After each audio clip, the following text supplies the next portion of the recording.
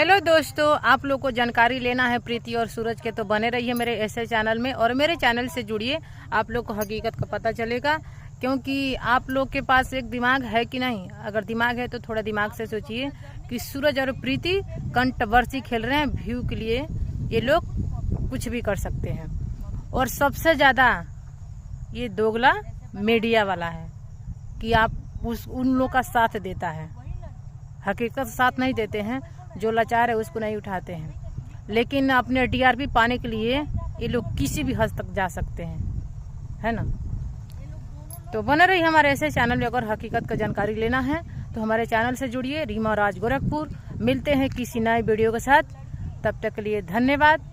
और वीडियो अच्छा लगता है तो वीडियो को शेयर कीजिए, और चैनल पर नया हैं तो चैनल को सब्सक्राइब कीजिए, एक लाइक करके जाइए और शेयर करके जाइए।